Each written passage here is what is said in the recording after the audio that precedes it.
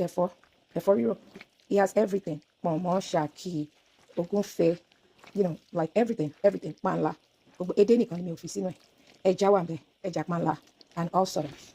So, mo ń ṣe lọ níbí báyìí. Ṣé ti rí gbogbo ẹ̀ tó wà ńbẹ̀. Then ẹ wá wò pé kí tún ni eléyìí tí mo tútù ṣe yìí. Ṣé rí àwọn ọmọ wa tá à ń bí ń sìn wọ́n gbádùn ẹ̀fọ́ ni mo ń ṣe yìí o. Gbogbo yín dẹ̀ lẹ́mọ landlady, ẹ ti gbọ́jà wa dáadáa. Ǹjọ́ yẹ kéèyàn ṣe ẹ̀fọ́ kéèyàn tún ṣe omi ọbẹ̀ ẹ̀fọ́. Nínú omi ọbẹ̀ ẹ̀fọ́ yìí, ẹ rí pé mo kéèkàn mọ́ kéékèèké àti edé nìkan ni mo fi sí ibà. Landlady ni mo rí tó máa ní pé òun tún ń jẹ soup. Ẹ ti gbọ́jà wa. Ṣé rí? Mo láti kàn sí eléyìí bẹ́ẹ̀. Eléyìí soup akọ̀dédé máa gbọ́n mi. Láì kìí ṣe broccoli cheddar soup orí ọlọ́run. Ẹ̀fọ́ tí mò ń ṣe yìí, èmi àti ẹ̀ náà làjọ máa jẹ o.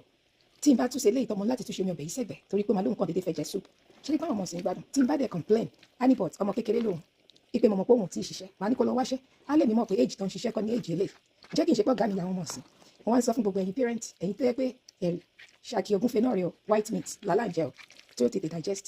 Àwọn ọmọ tá à ń bí nísìn wọ́n gbọ́n jù wá lọ, ẹ má jẹ́ ká tanra wa. They are very very smarter than us. Tí n bá sọ nǹkan kan láńlé tó ti ní ready made answer tó ti ní sílẹ̀ fún mi. So ẹ̀yin tẹ́ ẹ bá fẹ́ jẹun ẹ má bọ̀.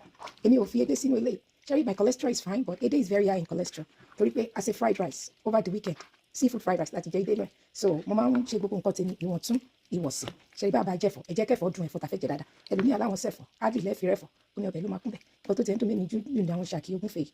I love them, they're expensive here, but they're very very good. So bó ṣe rí nìyẹn, omi ọbẹ̀ rí omi orí rẹ̀ ọ̀gá mi ni mo bá gbélé o.